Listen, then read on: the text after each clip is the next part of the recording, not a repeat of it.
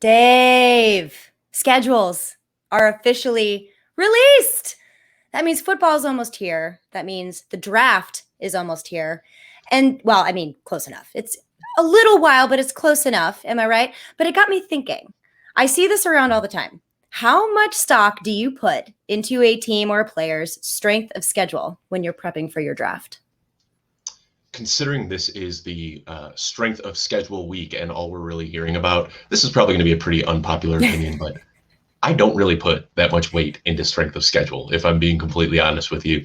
I don't know if you remember just a few years ago when the Jaguars went to the AFC Championship game and they had this dominant defense, and then the very next year came out looking like Swiss cheese and won 5 games the entire season. So it's so hard to really predict how teams are going to change year over year between the draft and free agency. It's just something that I don't really pay that much attention to. It's a slow time of year, and I understand it. You know, the NFL is a media machine. They need to keep this going year round and give us something to talk about. And that's why during this slow time of the year, they release the schedule, because then we can discuss strength of schedule. But realistically, am I changing the way that I approach fantasy football drafts? Am I changing the way that I am going to value players because of their strength of schedule? The answer is no. That being said, it's a lot of fun to talk about, so let's dive in. I know, it is so much fun to talk about. Honestly, I couldn't have said it better myself. I'm the same way. It's interesting. It's curious. It's like, oh, sure, let's see. But there's so many things that go into defenses that it's almost impossible to tell preseason. But we're going to talk about it because, I don't know, we kind of have to. It's fun. We learned that the Eagles have the easiest strength of schedule. Does that suddenly mean that they're a 12-win team instead of the 5 wins that I was projecting them for? Ooh, no, spicy. I don't believe so at all. I think that it's something that's fun to talk about, and we will talk about it a little bit today.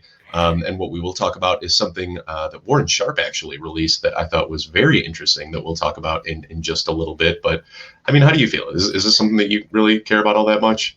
I mean, no. In season, different story when you're evaluating defenses and you're looking at strength of schedule in a different factor. But preseason, no. For the draft, not really. Like I said, it's interesting to look at, but it doesn't really count until we get into season. But, without further ado, let's dive in. So everybody, thank you so much for tuning in. This is episode 4. Can you believe it? 4. It's nuts how this is like a month of content we have produced in May, which is fun because it's the off season. But this is the Football Guys' newest show, 2-Point Stance. And just to remind everybody, we stream this live on Twitter, Periscope, whichever one you want to call it, every Tuesday at noon. That is 12 p.m. Eastern. And we replay this on our YouTube channel, guys, at 7 p.m. on Tuesday. That is youtube.com/footballguys TV. Don't forget that little TV at the end of Football Guys. I am Lauren Carpenter. You may know me better as Stepmom Lauren. I am joined, as always, by my buddy and good friend, Dave Kluge, who you can find at Dave Kluge. But, we have this I have this thing I love to say. You love to say it. It's the newest show. But are we really going to be all that new and shiny? I don't know. I'm feeling jaded. Yeah, I mean, the newest show was fun to talk about for a few weeks, but we have played that title out very quickly already. Tomorrow, I'm very excited to announce Troy King and I are coming out with the Football Guys Mailbag Show, and we will be bringing that to you every Wednesday, 7:30 p.m. Eastern Time. And I really recommend tuning in live because we are going to be answering questions live out of the chat as you bring them to us. If you're unable to tune in for whatever reason, though, you can DM us on Twitter, or we've got an email address that you can send your questions to, mailbag@footballguys.com. We're going to do our best to get to every single question that you send over. So we've gotten some weird ones. We've gotten some football questions. We've got some questions about the purpose of eyebrows on a face. And I don't know if we're going to get to all of them, but we're going to try our best. But tomorrow, 7:30 p.m. and every Wednesday going forward, Troy King and I, newest show on Football Guys. Okay, I'm hooked because I love live shows. I love answering questions live. I really want to know what this eyebrow answer is going to be. So I will be tuning in to that for sure, possibly entering in my own little tidbits here and there. Maybe I'll throw a question out just to bug Troy because I enjoy doing that. But Dave, let's get back to football. You had sent me an article by NBC's Warren Sharp that I thought was pretty fascinating, and it takes a look at the implications of the 2021 schedule. You know this a little bit better than I do, so I'm going to cede the floor to you here, and I want you to tell us your takeaways from that article. Yeah, well, I thought it was incredible. And when he shared the article, he had this big chart that just looked super daunting at first with a bunch of numbers and colors and all sorts of stuff. And I kind of tuned it out at first, and then I took a dive into it. And it's really interesting. And I think it's a lot more predictive than the strength of schedule we talk about. And what this is, it's more about rest and prep variables in the season. So you mentioned it. Once we're in season, then you can start looking at defenses, get an idea of how these defenses are looking, and start to plan for that. But I think trying to predict how a particular defense is going to carry year over year, that's just a really difficult thing to do. One team I want to call out, for instance, the New England Patriots. They were not a good defense last year. And if you're playing the Patriots this year, that factors into a soft strength of schedule. Well, guess what? They have everybody coming back on their defense. They're going to be an elite defense again. So that's just one of many examples for why I don't put too much weight into strength of schedule. But what this is he breaks it down looking at rest days, travel, coming off of a primetime game. And there was some really, really interesting stuff over there. And like I said, it's a lot more predictive. So the Titans, Raiders, Steelers, and Bears, they are the only teams that will have 5 matchups where they are going to have less rest than their opponents. I think that's very predictive and something that you want to pay attention to. And out of that bunch that I just mentioned, the Titans, Raiders, Steelers, and Bears, the Bears are the only team that have multiple games coming off road primetime games. So they're going to have to play on Sunday or Monday night on the road, then travel on a short week to play again on Sunday. So that's the stuff that I really like paying attention to. And as a Bears fan, those are also huge concerns for me. So I retweeted Warren Sharp's article and this graph just a few days ago. I'm going to do it again when we get off the show. So if anybody wants to, they can go on my page and see that sitting right on top. It was a really, really cool article. And it's something that I'm putting a little bit more weight into that than I am the opponents that they have to play against. Yeah, I mean, you make a good point. I haven't really ever looked at it through this kind of a lens before, but I think it's especially pervasive right now when we just got off of a year where there were injuries galore. So rest and recovery is incredibly important, especially when you're dealing with injuries. Yet for fantasy managers, this is a situation, especially when there's an extra week that we have in the season. So I encourage everybody to go check it out. It is a good read, just like Dave was saying, and don't let the chart worry you or scare you. It's okay. It's very informative. But go ahead. That extra week has also been a huge talking point that everybody is discussing right now. How much of a difference is it going to make? And I've got some feelings about it, but there's a lot of things shaking up this year with how we're going to have to move it. And I think that's what we're going to talk about more so than the strength of schedule is the change in schedule, the extra days and all that. So that's what we'll really be diving into this episode.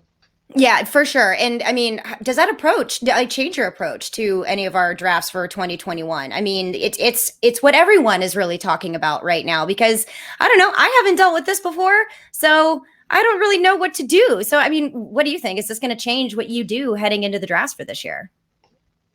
I'm trying not to be too reactive here. The way I look at this, I'm happy. We get extra football. Like, who isn't excited about more football? That's the way that I'm looking at this. And really, I think that we're going to look back in a few years and forget that the season was ever extended. I don't think that it's going to be this huge shift in everything regarding the NFL like people are making it out to be. Just when you look at it on a numbers basis, it's like a 6% increase. Like, going from 16 to 17 games is roughly a 6% increase in gameplay. I don't think that's going to shake things up nearly as much as people want it to be. So I tried to dig into history and history regarding injuries, because I wanted to go back and see if there were more injuries back when it was a 14-week season or before bye weeks. And really, I was unable to find any data on that, unfortunately. Nowadays we get spoiled with all the analytics and numbers and data out there. They didn't have that back in the 70s and 80s when I was trying to dig. But what I did find is that an NFL player has about a chance in every 100 plays, they on average are going to get injured on 1.5 of them. So there's a 1.5% chance of getting injured every single snap that an NFL player takes, which, first of all, that was a lot higher than I expected. So obviously just playing more games, taking more snaps, the risk is going to go up. But over the course of a full 17 games, I don't think it makes a big difference, because what you're looking at is a jump from an average of about 1,040 plays per season to a jump of about 1,100 snaps per season. So I don't know. I mean, yeah, people are going to get injured more frequently just because they're taking more snaps, but I don't think that it's something that coaches, GMs are really going to be changing up the way that they utilize players that much because of it.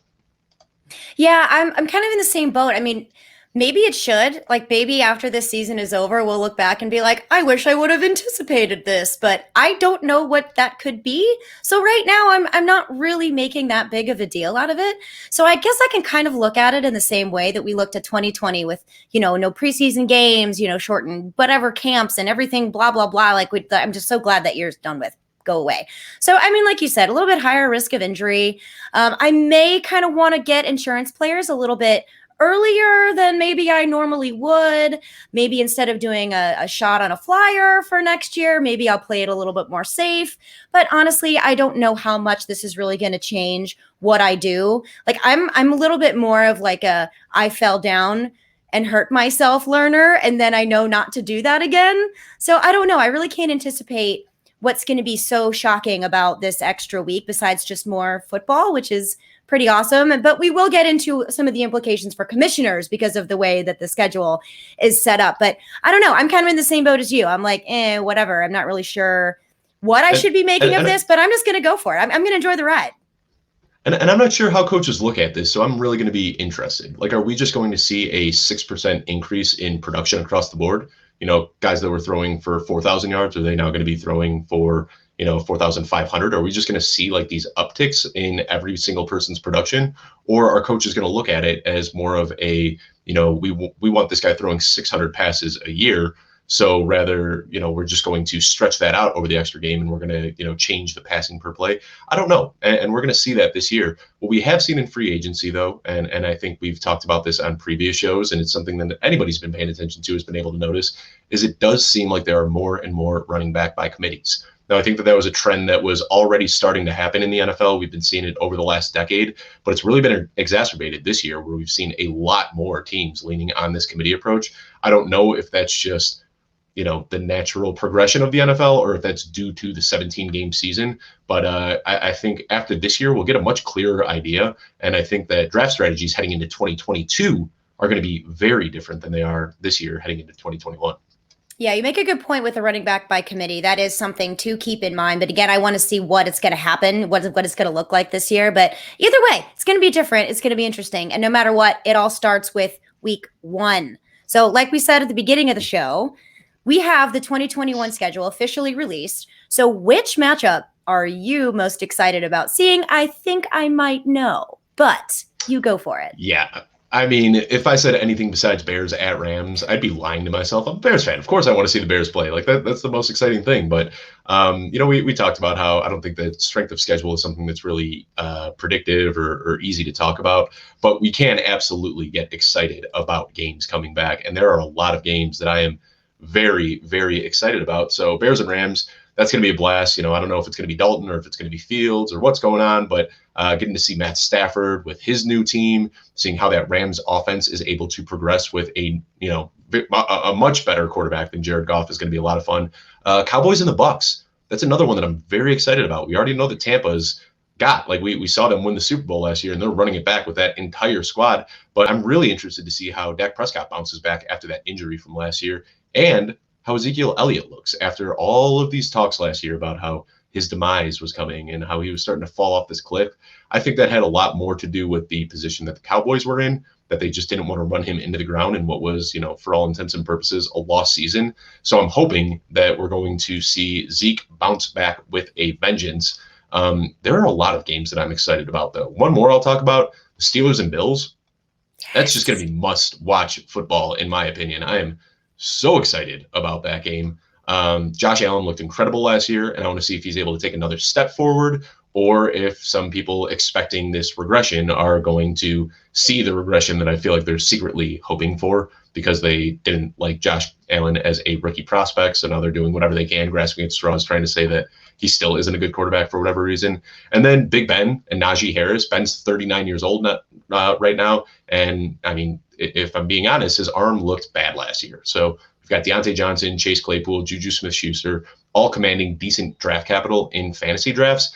And I want to see if Big Ben's arm can live up to what we're expecting from these guys next year. And then, of course, Najee Harris, the number one running back coming off the board. He's going to have a tough go with this offensive line. But I really want to see Najee Harris in action in the NFL.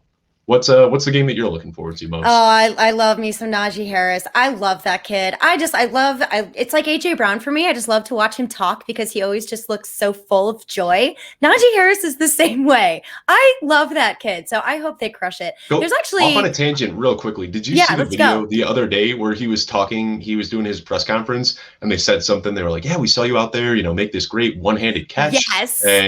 And the way that he just threw it back at the reporter, he's like, have you ever watched me before? I've been making those catches since middle school. And that cracked me up. I'm quickly becoming a Najee Harris, the person fan. I know. It's so hard not to love him. He's going to be so much fun to watch, not just on the field, but press conferences, post-game shows, all that. I love Najee Harris so much, and I'm happy to see him on the Steelers. I think they're really going to embrace his personality too, which is super fun. So I'm kind of goes hand in hand with Juju Smith-Schuster, I think too. I really, really like his personality. Maybe not so many of the TikTok videos, but that could be for another time.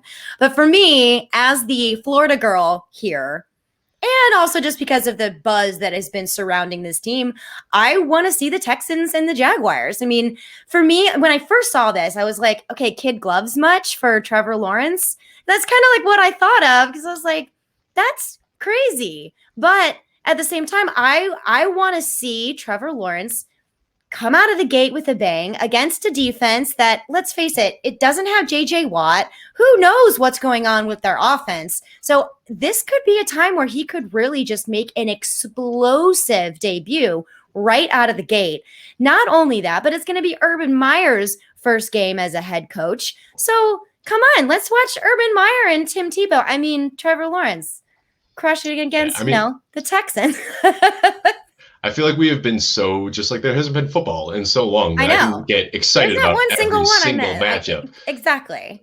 Now, one that I think is a little more kind of low-key excited about, like, last year if you say, hey, I was excited about the Jets and Panthers, I'd probably laugh. But, like, realistically, that's a matchup that I am kind of excited about now. Oh, my God. Sam Darnold gets to go back and play against his old team with a new coach. We get our first look at one of the most polarizing players in the draft, in Zach Wilson. That's one that I'm really excited about, that I will be tuning into as well. And it's funny, you don't think that you'd be getting excited about Jets and Panthers, but that's that one is going to have a lot of fun storylines going into it as well. I can't wait. It's a revenge game for Sam Darnold and Robbie Anderson. It's going to be awesome. There's really not one matchup I'm not looking forward to.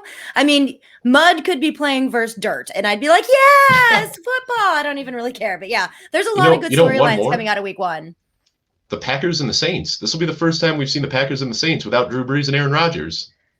I see what you did there. Very, very sneaky there. But, either way, week one is not going to be the only week of football. So that not only is, exciting, but we do have buys that we have to deal with. So as fantasy managers, we really have to take those into consideration. Now for commissioners, this year is a little bit different. Now, for anyone who has played fantasy football before, and if you're a commissioner or if you're not commissioner, whatever, usually, and the way it should be, is that your fantasy playoffs are week 14, 15, and 16. Sometimes they're week 15 and 16, however you want to do it. Don't play your championships on week 17, which it was before. Now it's going to be week 18, but whatever. Either way, we have 4 teams that are going to be on a bye in the traditional first round of fantasy playoffs, which is week 14. So let me just reiterate that because I know I put a lot of words in there. 4 teams on a bye, week 14. How are commissioners supposed to handle that this year? Because I think it's pretty simple, but there has been a lot of talk, and I think it's much ado about nothing. But what do you think? Well, you took the words right out of my mouth. Much ado about nothing. And it is a slow time of year, and people want to get all worked up and act like this is some crazy thing that's just ruining fantasy football forever. I saw an article where they said something like the NFL didn't care about fantasy football when they put out the new schedule. I saw that too. What? Give me a break. Give me a break. It's not that hard. You know what you do?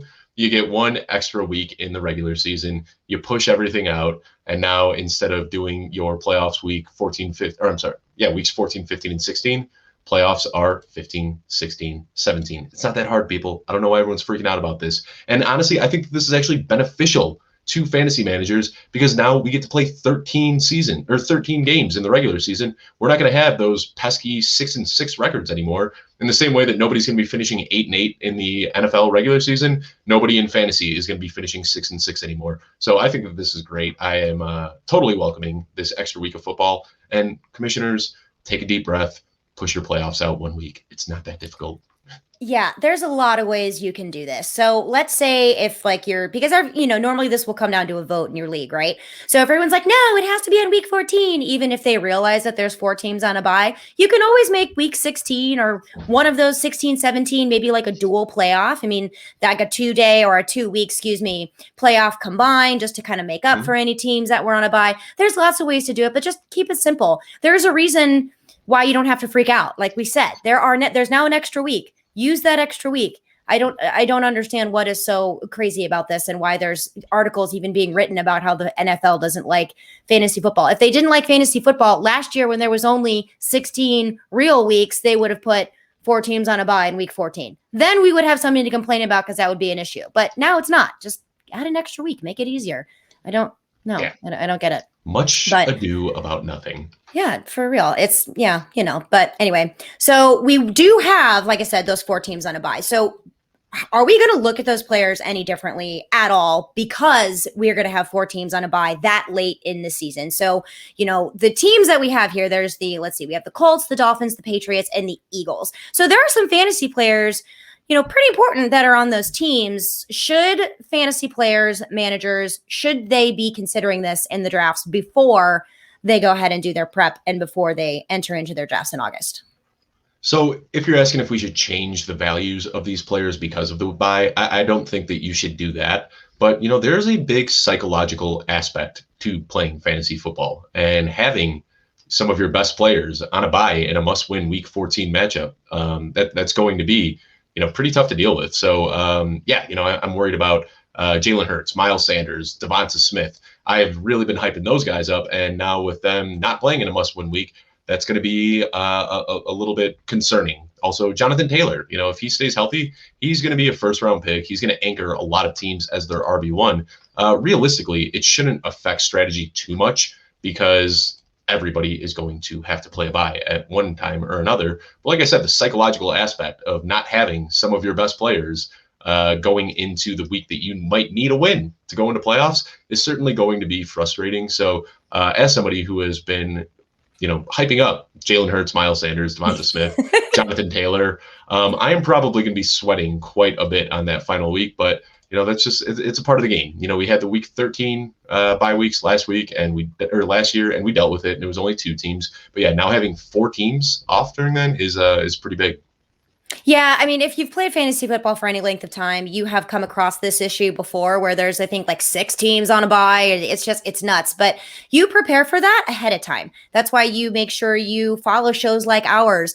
You make sure you are subscribed to the Football Guys because they can help you look at waiver situations, help you with trade negotiations so that you're prepared for these kind of situations. So I'm the same way. I'm not going to change my value on any of these guys at all, but I am going to make sure I have a reminder set from Siri or Google or whoever it is that I'm using at the time. I'm going to have it down to my to-do list, make sure that I prepare for that week way ahead of time so that I don't have to worry about it.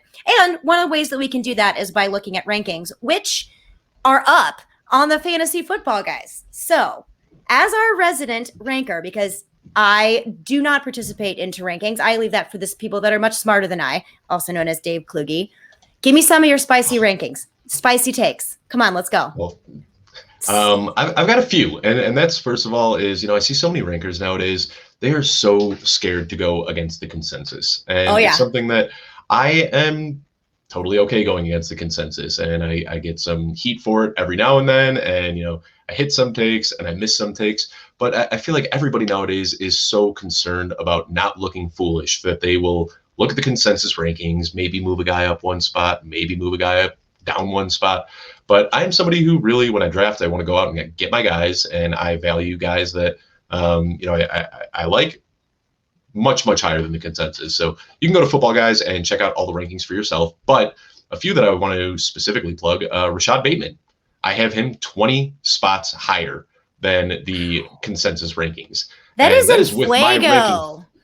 And that is with mine factored in there as well. And you've heard me say this before, Lauren. You and I have talked about this. I think the one thing missing from that Ravens offense for the longest time has been that alpha receiver. And I think that Rashad Bateman comes in and instantly hits that. He's already been putting weight on in the offseason. He just tweeted a picture out today that he's up to 202 pounds now, which is fantastic. I want to see him beef up and take on that role. So I've been saying it since the season ended, but this is exactly what Lamar needs to elevate his game to the next level. I think Rashad Bateman is going to be the breakout wide receiver this year, and I'm much higher on him than everybody else.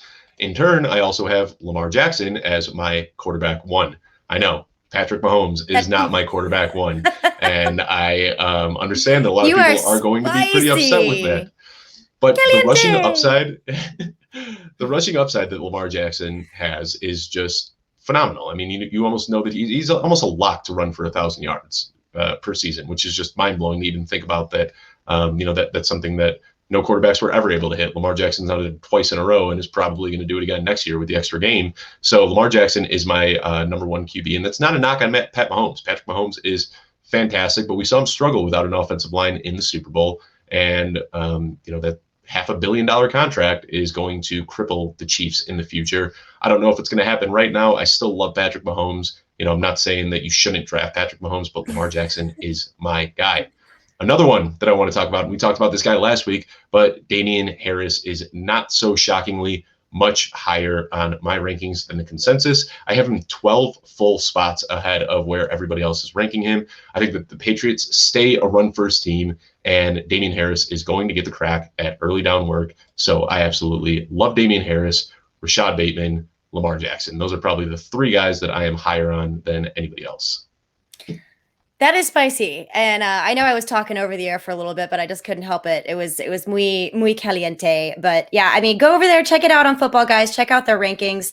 And if you're into rankings this early, if you're into shows like ours this early, please thank you, because that's awesome. We love you too. But that means that you're a serious fantasy player. But winning consistently at fantasy football is very, very hard, Dave. That is not something that you can do very easily. That is why there are experts in the field, such as Dave and his amazing rankings, and all of our experts over at the Footballguys. But do yourself a favor and get the premium subscription to the Footballguys, guys. The tools there are unbelievable. I personally have used it for a while. So it's not something that I'm just hyping up because I have this show and what. No, I use these tools myself. You can help make winning so much easier, decisions you can make in a heck of a lot less time.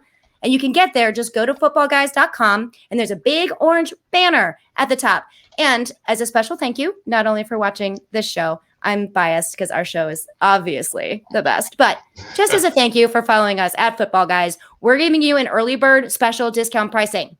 If you like football, fantasy football, winning at fantasy football, and saving money, do yourself a favor and go do that, you guys. We do all the work and you do all of the winning. It's really that simple. But we have some news to talk about this week, don't we, Dave? I mean, it's fun. I like news. Do I need to get my spatula to scrape the bottom of the barrel? Not this week. This week we actually have a lot of good news to talk about. We're not going to be talking about, guys that are never going to sniff the field. I promise the only time that you will hear me mention Tim Tebow is right now in this sentence, and we're never going to mention him again. Tim Tebow. So we actually have... we have good news to talk about this weekend, and there's a lot of it. I already got to the point that I am very excited about. I'm going to interrupt you here real quick. Game. I'm really sorry, everybody watching on YouTube. I just almost spilled water all over my face. So I really apologize for that. I'm going to take a moment here and collect myself. I am sorry, Dave, but literally it just splashed and it was not pretty. So I thought I would just acknowledge this happened. The show must go on. Sorry. So have you seen, there's a GIF that gets shared, GIF, whatever you want to call it. I'm in the GIF camp personally. But I can't. That's peanut butter. That's peanut butter. It's a GIF. GIF. All right. Whatever you want to call it. An animated picture that you can share on Twitter. There's one that gets shared all the time of me, and it's me with this look of fear in my eyes, and I'm leaning back in my chair. And funny story, that is actually from the first show that I ever did with Footballguys' own Joe Bryant. It was the second show I had ever hosted. We are about to go live with Joe Bryant. I reach forward to hit live, and then as I'm pulling my hand back, I knocked a full 16-ounce glass of water onto my lap, and I had to go through the entire show with Joe Bryant in soaking wet shorts. That is a true Wow. story, and I will send you the GIF later. And you just see me hit something and then go. And That's so it makes me feel a lot better about drooling. One. I literally looked like I just drooled on myself when I mentioned Tim Tebow. Like it was Tebow drool, like Pavlov's dogs. Like that's literally what just happened. I'm sorry. But and that's amazing. I spent this entire show, like while I was on with Joe, just like trying to like scoop water off of my desk with my hands so my electronics weren't getting wet. And I'm just washing more and more water onto my lap during the show. And then I told Joe that story and he was cracking up. And funny enough, he said that when him and his wife met on their first date, she also spilled a drink on herself. So something about Joe, he just gets the people flustered, you know? He does. Flummoxed. But anyway, let's dive into some news because we have some good news to talk about. So in the world of NFL news, we have a Dak Prescott update, which we talked about a little bit. I'm very excited about watching them week one just to see how he can bounce back. And what they're saying is that he is on track to participate in camps this year. So what are you expecting? I mean, do you think that Dak Prescott is going to come back and look like one of the top fantasy options that we've seen for the last few years? Or do you think there's going to be some sort of change in his game heading into 2021? I don't see a change in his game. I think he's young enough, he's tough enough that he's going to want to come out and prove himself. So he said earlier in a quote, I don't remember off the top of my head exactly where it's from. I'll try to find it and tweet it out, but he basically said he's 110%. Like, I like to hear that, not just as a fan of football, but that's fun to watch. And I think he has a chip on his shoulder. He's got something to prove. He wants to go out there and crush it. And so I expect him to be pretty darn good. So I'm definitely looking at Dak Prescott as a very valid.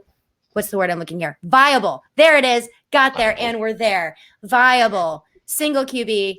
I mean, obviously amazing in Superflex, but yeah, I'm excited about Dak Prescott. I'm also excited about all the other weapons around him because of Dak Prescott. So let's go. Yeah, I mean, all Dak Prescott does is put up top 3 fantasy seasons. And for some reason, he's still consistently slept on. He was the QB1 by a landslide in points per game before he got hurt last year. He was the QB2 the year before that over the full season. He's a great fantasy option. You know, you can say what you want about him winning games or the contract that he got from the Cowboys. I don't really care because at the end of the day, the Cowboys have a trash defense, which leads to a lot of garbage time points that really help out Dak Prescott. So the one thing, though, you already mentioned it, his age, he's just 27 years old, which is pretty young in quarterback years. And I am just consistently blown away by how quickly NFL players recover nowadays. It's crazy. I remember as a kid, if you tore your ACL, that was a career ender. You weren't coming back from it. And then Adrian Peterson just changed the game. He tore his ACL, and 6 months later, he's running up a hill with a 100-pound sled tied to his back. And that kind of changed it. I mean, just since then, you've seen players recover from these gruesome injuries. So I was a little bit worried when Dak Prescott went in for that second procedure in December that was kept kind of hush-hush. There were some like grainy paparazzi photos of him coming out of the hospital. And that concerned me a little bit, but if they're prepping to have him in camp and he's saying that he's back at 110%, like you mentioned, there's no reason to fade Dak Prescott. If he's still injured, they're not going to start him. If he's the week 1 starter, he's healthy, confidently plug him in as an elite quarterback option. Oh, yeah. Agreed. Now, another quarterback worth monitoring, and this one doesn't seem to be getting as much attention for some reason, but Trevor Lawrence is still on the mend following this shoulder surgery. It was on his non-throwing shoulder, but the Jaguars are expected to have him limited through rookie camps. Do you think that Trevor Lawrence's shoulder problems can follow him into the regular season? Nah, I think this is a non-issue here. I think that Urban Meyer, I think the coaching staff, I think everybody, I use the term kid gloves a lot here. So I guess it's almost, applicable, I suppose, but I think it's more caution. The last thing you want to do is wear out your starting rookie quarterback's arm in beginning in rookie mini camps. There's absolutely no reason for that. He's still throwing. He's just not going crazy. They're keeping him on a pitch count to be smart. So to me, this really isn't a story. I don't think this is going to be a situation where he is being held back in the regular season. I think they're keeping him prepared to go ham in the regular season. So they're going to make sure that he doesn't, let's say, overextend himself. Because, these young men and ladies nowadays, they're all, energetic and they get all this energy and just want to prove themselves. I mean, I don't know. I'd want to keep him on a pitch count too, because it's like, all right, calm it down. Sorry about my dogs. Yay, live. That's fine. I think everybody has dogs, especially now with like everybody working from home over the last year. There was just this like puppy explosion where everybody went out and got dogs. So yeah, who doesn't have dogs barking on shows nowadays? But anyway, back to Trevor Lawrence. I think it's weird how little attention this story has gotten. Like, this is the number 1 overall pick in the draft, and the consensus number 1.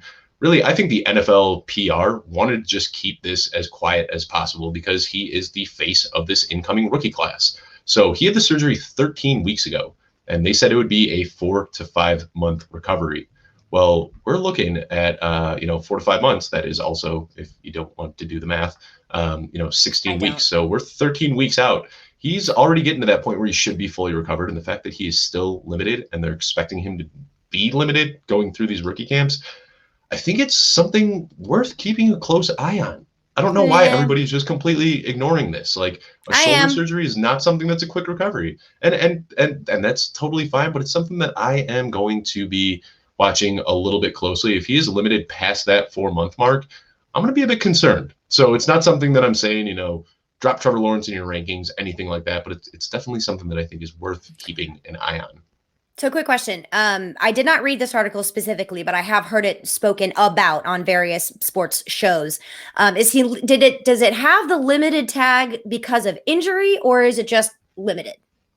I believe it's limited because of the recovery from the surgery. Okay. So it was right after he had his pro day. The very next day he went in for surgery on his shoulder, right, and then has just been limited since. So like, there's weird actions, like he can throw, but he's not cleared to like turn and hand the ball off yet. So it's still like a bunch of weird motions that are limited in his recovery. Yeah, I think I'm not concerned about this news. Now, if this is still the same situation come July, I'm concerned. But right now, I'm not. Something to keep an eye on, but I'm not worried about it right now.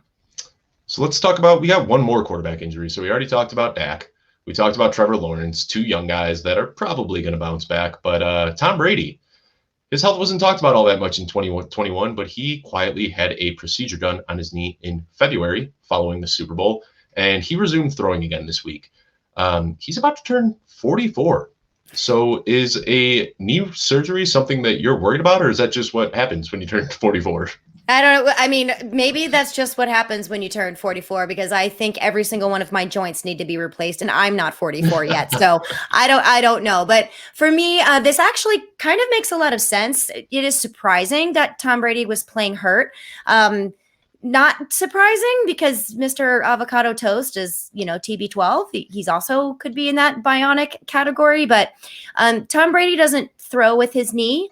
He also doesn't run with anything. He's a pure pocket passer. So this does not concern me. Again, this is one of those things that it's good to know. But if this were something like Lamar Jackson or maybe Josh Allen, maybe Patrick Mahomes, maybe I'd be a little bit more like, ooh, but he's not. I mean, he's not fast. He doesn't run. It's fine. As long as he can plant on his leg in the right, I don't even know which knee he got his surgery on. It doesn't bother me. No, he'll be fine.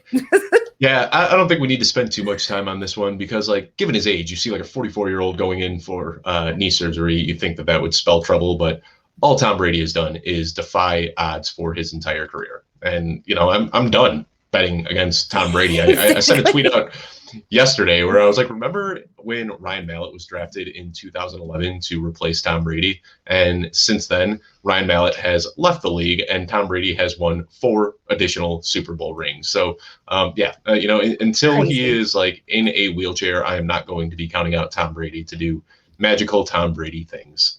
Exactly. There's just no, I'm not concerned. Mm-mm. So let's stick on the Bucs for a minute and injury recovery here. OJ Howard ruptured his Achilles last year, but they're saying that he is expected back for camps. Is he a viable target in fantasy this year, or do you think that pass catching room is just way too crowded? I'm going to go with the latter point here, and I think it's way too crowded.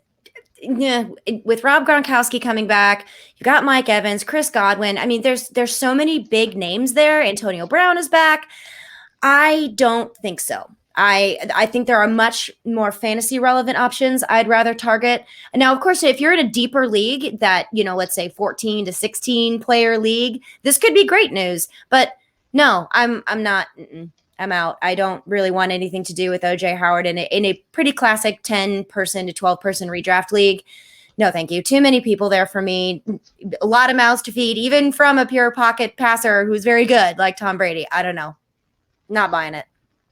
So I'll go, with the 2-point stance, living up to the name Let's of the do show. it. I'll take a slightly different stance here. I am very excited about OJ Howard. And don't get me wrong, Achilles injuries are notoriously difficult to recover from.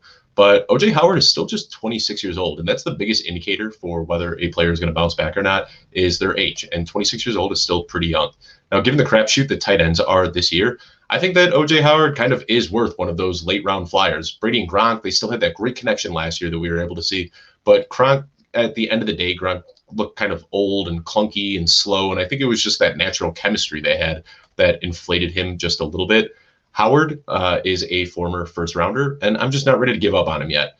Jameis never looked tight ends ways. Tom Brady does. So we haven't really had a chance to see a healthy OJ Howard with a Tom Brady last year. But as a late round dart throw in 2021, he's got one of the highest ceilings out there as far as I'm concerned. So yeah, there's a lot of risk. Gronkowski could end up being the guy again this year, but I'd be willing to take a dart throw on him considering how steeply, it just falls off at tight end. He's not somebody that I'm going to go out and say like, hey, target this guy in every single league that you're in. But, I've got him in that same tier as Ferkser and Cole Kmet. And I'm probably going to try to diversify my tight ends a little bit over the leagues that I'm in and just hope that one hits because at the end of the day, it's tight ends. They're very tough to predict. I don't know. I like Cameron Brate's still there too. So Cameron Brate is also a tight end. He was sort of productive. I don't have his numbers right in front of me, but he's still there too. So there's Tom Gronkowski, Lord have mercy, Rob Gronkowski, Cameron Brate, and now OJ Howard is healthy. I don't want to have any part of that.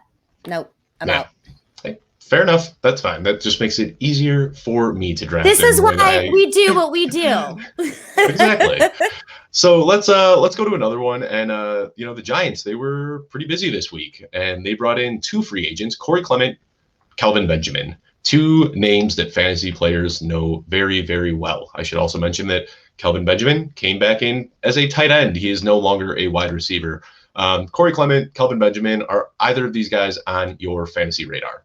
No, they are not. But what a trend we have with all these players turning into tight ends. How cool is that? I think for real football, this is awesome. Maybe, potentially. I don't know. Fantasy, no, I want nothing to do with it. This, like we were just talking about the Buccaneers having too many mouths to feed. Look at the Giants. I mean, they added Kenny Golladay. They drafted Kadarius Toney. They still have Sterling Shepard. They have Darius Slayton. They also have Dante Pettis and John Ross in the slot, and they have Evan Ingram. So I don't care about any of that. No.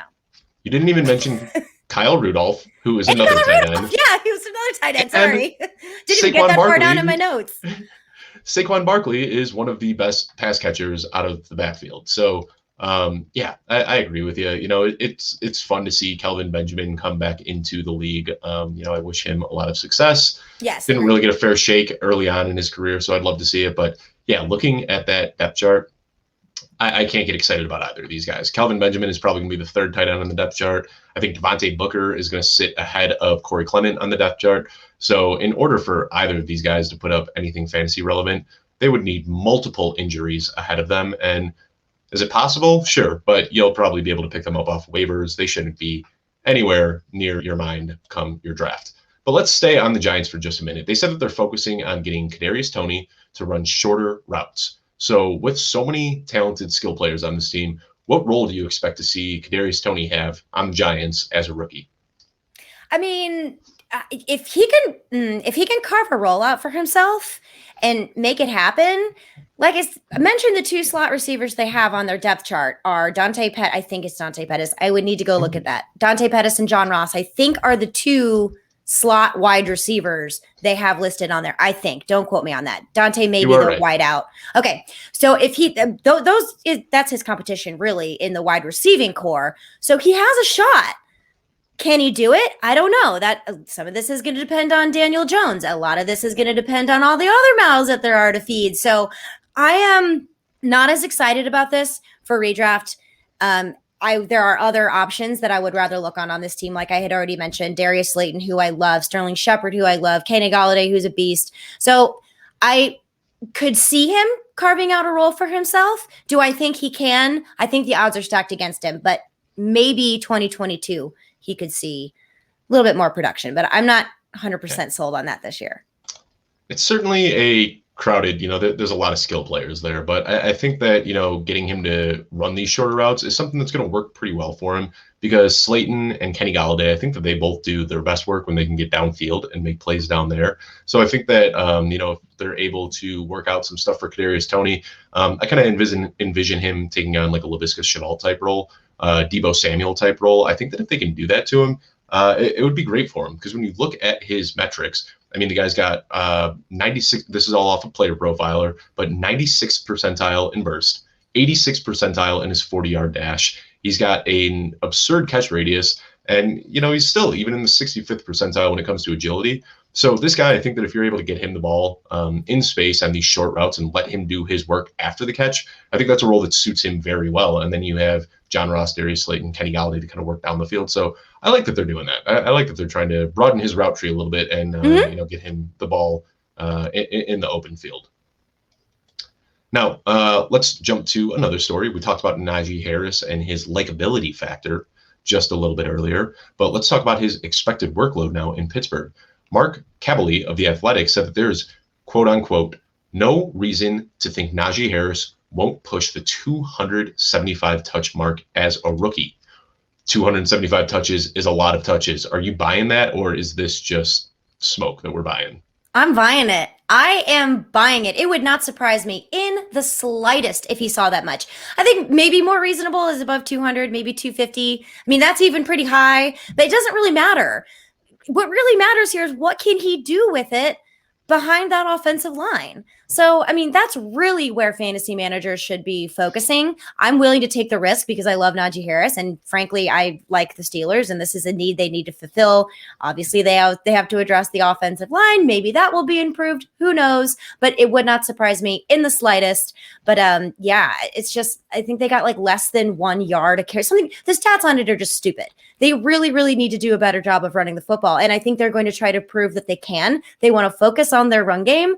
And Najee Harris is the one to do it with. So yeah, I'm excited. I hope it's productive for him because I can't wait to see him just crush it in the NFL. It's going to be fun. So when I hear 275 touches, what he's saying is 275 touches, and what I'm hearing is a lot of targets, because 275 carries is a lot. You don't see, Derrick Henry is pretty much the only guy in the league right now that's still getting 300 touches or carries per season. So when you're looking at 275, I think that means that he's going to be heavily involved in the passing game as well. So I'm excited about that. And I think that 275 is a very realistic number. But I think that, we'll have to see the Steelers stay pretty competitive throughout the season in order for that number to stick. I think that if, the season kind of falls off the deep end, things aren't going too well, I think they might try to limit his workload a little bit and save those legs for the future, but we'll see.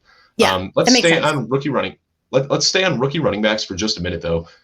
We talked about this running back situation just a little bit last week, but now we've got reports from Ian Rappaport that Travis Etienne is practicing as a wide receiver through all of mini camps. Weird story. Obviously drafted as a running back. What are we supposed to make of this situation? I love this. I am thrilled by this news. And anyone in Dynasty who has James Robinson should be equally as thrilled, because this could very easily evolve into your team, like the Bears, Tariq Cohen, David Montgomery. That makes both of these guys very fantasy relevant, even though they are two prominent running backs on the same team. I love seeing this. That makes me more excited about him for PPR. What scares me a little bit is his ADP will likely jump through the roof, which is kind of, but who knows? Maybe if you can get him at the right draft price, that's something to be, considered at the right time. But I'm thrilled about this. I am thrilled, and I'm excited to see what the Jaguars are going to do. Let's go. I can't wait for football. I'm so excited. Can you tell? I'm wearing Jags colors a little bit here, aren't I? I see it. Yeah. I am. You're from Jacksonville today. I like it. I am. This is a story where I'm not buying into it all that You're much. not? I hope. I'm not. I don't think that we're going to see Travis Etienne playing wide receiver. We talked about it. Trevor Lawrence is still recovering. One of the things he can't do right now is turn to hand off the ball. So I think that they want to get their guy reps, but they want to get him reps doing what he does well, which is as a pass catcher. We know that he's a great pass catcher, and he's going to take some snaps lined up in the slot and out wide. But at the end of the day, he's a running back. He's built like a running back. My kind of off-the-cuff projections are that Travis Etienne is going to see about 50% of the team's carries. I think James Robinson sees about 35%, and then that leaves Carlos Hyde and whoever else to kind of clean up the rest. But you don't spend a first-round pick on a player that's a running back just to use him as a wide receiver. I think that Travis Etienne is going to be pretty heavily involved in the rush game as well. And I think that this is just an opportunity for him to get some practice doing something a little bit different. But I still think that Travis Etienne is going to be a running back. But we saw this with Le'Veon Bell. We've seen this with, Dexter McCluster back in the days. These running backs that are talented enough to line up in the snap or in the slot. We see it with Tariq Cohen often. But it's not something that I don't think that they're going to change his designation and make him a wide receiver. He's still going to be taking snaps out of the backfield as well. Oh, yeah. He'll definitely be a running back. But if they feature him significantly, in targets, that's awesome for fantasy. It is awesome for fantasy. So it's exciting. Yeah, no, and I think that he's going to shoot up draft boards because of this news. Yeah. One other news story I want to touch on, Zach Ertz.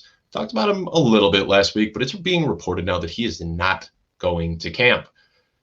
Is a holdout looming? Should we expect a trade? What do you think's happening here in Philadelphia with Zach Ertz? We talked about this a few weeks ago. This just seems to me like he sees the writing on the wall. We all see the writing on the wall. So it's just a matter of time before he goes to the Colts. Let's be honest here. So why bother? You're going to get yourself hurt. You're going to win. No. Just trade me on out. He's done. They're done. Let's move on, get him to a good team where he can be utilized, because Zach Ertz, another fan favorite. I love him and Julie Ertz, because I'm a soccer girl. So Julie Ertz is my queen. She plays in Chicago, doesn't she? Doesn't she play for the Chicago team? I think so, yeah. I know JJ Watt's wife does, and I think they're teammates, but I could be wrong there. Don't quote me on that. I'm an Olympic girl, so.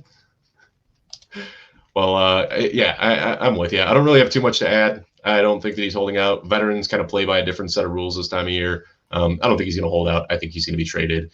It is, whatever. But let's talk about one final story here. Dan Campbell, the man famous for wanting to bite the kneecaps off his opponents, now wants a pet lion at the Detroit Lions practices. I don't even know how to turn this into a question. What the heck is happening in Detroit, Lauren? What is happening? This is the most amazing thing I had. Okay, not only do I just love Dan Campbell because he's super crass, he gives zero you-know-whats. He's just all like, let's get this team fired up. And my husband, who is a Detroit Lions fan, we had so much fun with this article. So he wants a pet lion on a big bleep chain that's going to watch guys practice. And then if people aren't doing what they're supposed to do, the lion is going to walk over there, do his business where they're at, and then walk back. He'll take very good care of the lion. He'll be pet.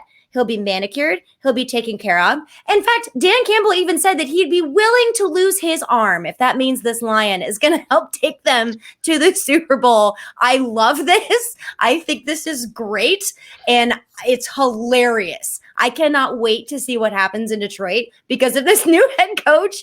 And this was hilarious. Do yourselves a favor and check out this article. It is so funny what Dan Campbell has to say. That man surprises me every turn. And he's bringing grit and ferocity, but also lightness and a kind of a sense of humor to the Detroit Lions that I think they've been missing. And this is fun. This is really, really fun. I like this guy.